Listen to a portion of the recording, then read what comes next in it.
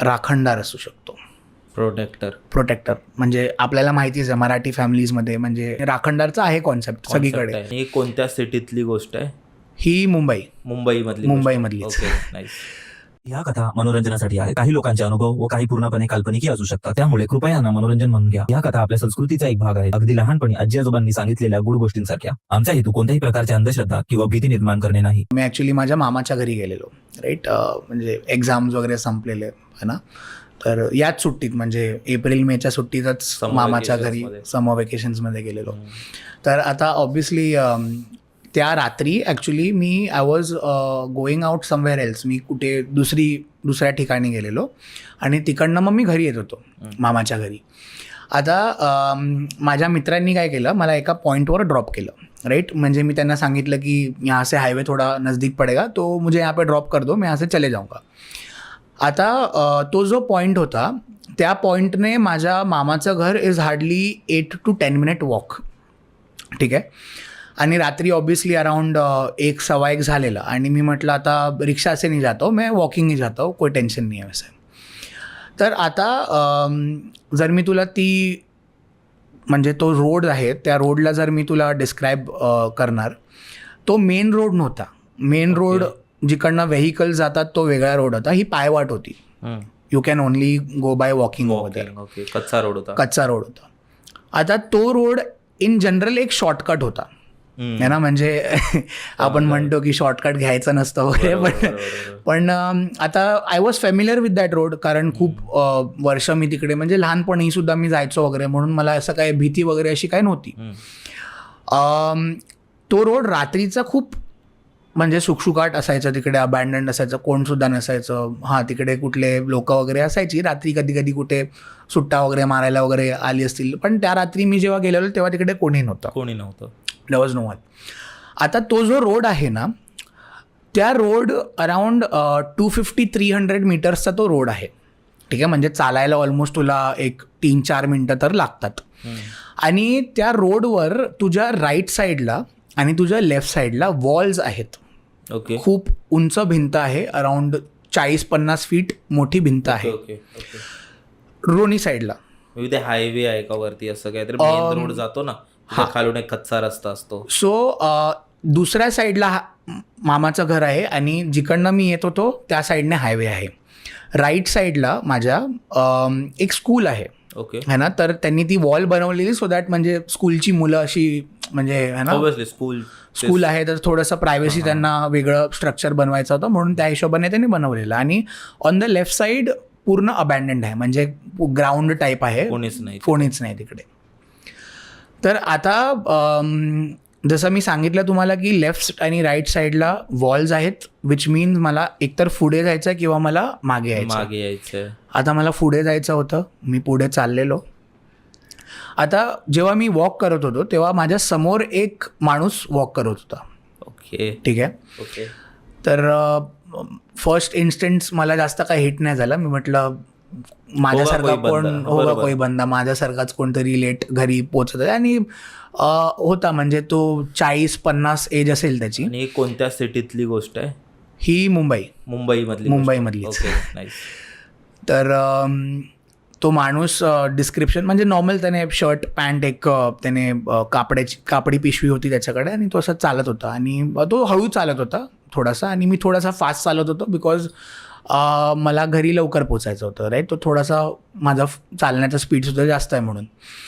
So while walking एक point असा आला की मी त्याच्या बाजूला आहे, मी त्याच्या बाजूला वॉक करतोय, म्हणजे तो माझ्या राईट साईडला आहे, मी लेफ्ट साईडला आहे.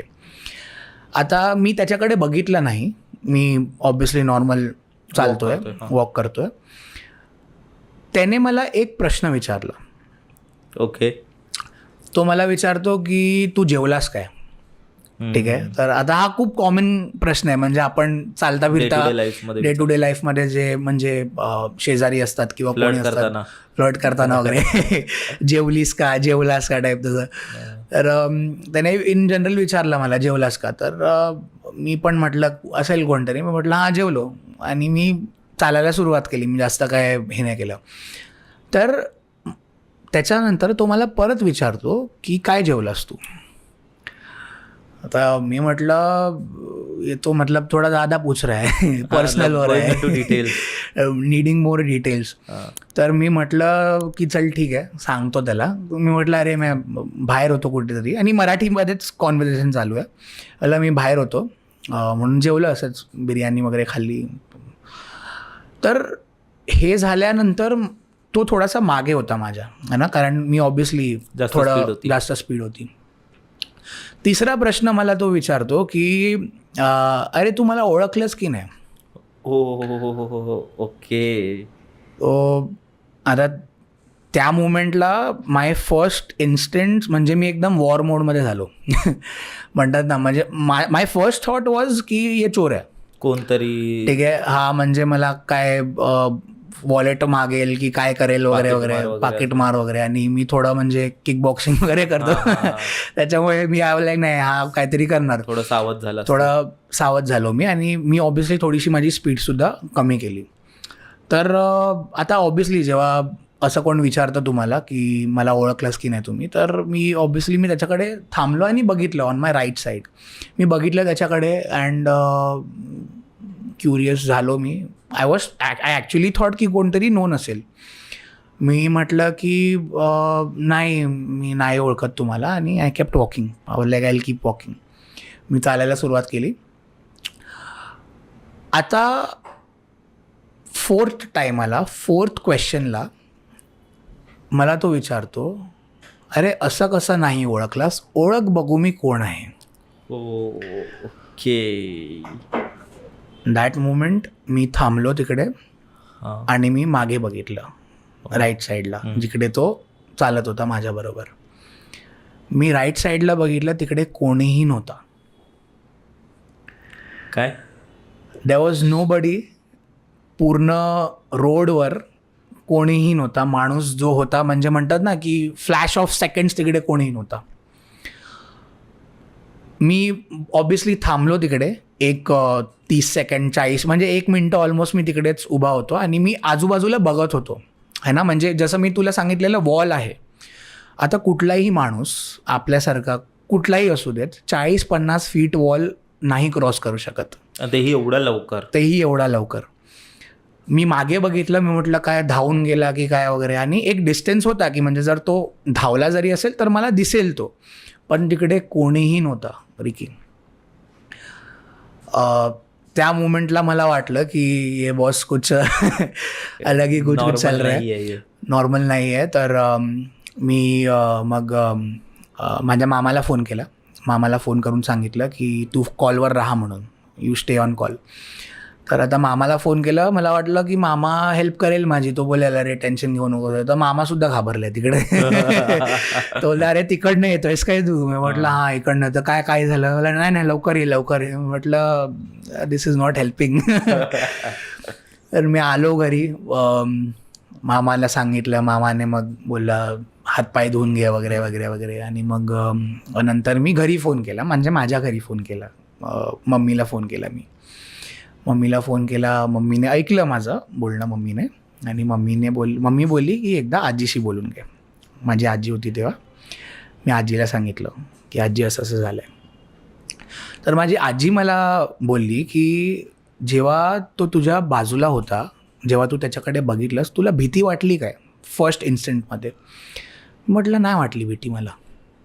मग मला आजी विचारते की त्याने तुला काय हार्म केलं काय, म्हणजे काय तुला मारलं की इजा पोचवली काय तुला.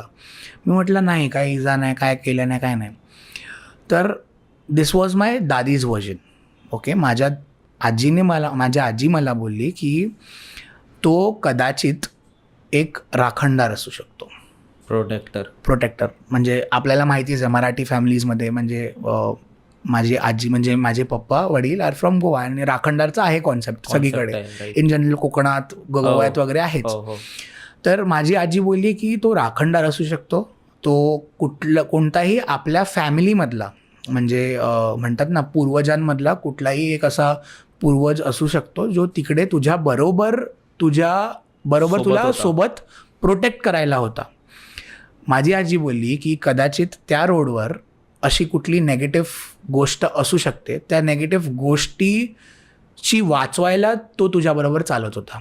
बरोबर. म्हणून तो मला विचारत होता की मला ओळखलंस का तू, ओळख बघू मी कोण आहे. What he meant is that की तू माझ्याच वंशज आहे इन अ वे, राईट. पण ऑब्व्हियसली मला कोण माहिती नव्हतं की कोण आहे वगैरे.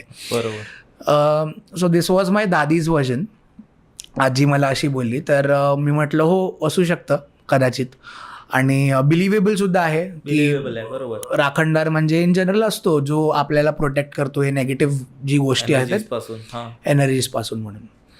So that was a story. म्हणजे या स्टोरीमध्ये मला कधी भीती अशी वाटली नाही. हो म्हणजे जेव्हा मी राईटला बघितलं ना, कोणी नव्हतं तेव्हा खूप फाटली. म्हणजे खूप म्हणजे पॅनिक झालेलो मी. पण इन जनरल जेव्हा मी नंतर थोडासा विचार केला, जेव्हा मला आजीने सुद्धा सांगितलं, आय डोंट नो वेदर आजीने जे मला सांगितलं ती खरी गोष्ट आहे की नाही आहे, पण what she said did make sense, right. तर मी म्हटलं चलो ठीक आहे, होगा मतलब जो भी है, थँक्यू फॉर प्रोटेक्टिंग मी. पूर्ण पॉडकास्ट बघण्यासाठी बायोमधल्या लिंकवर क्लिक करा किंवा यूट्यूबवर बंकस पॉडकास्ट सर्च करा.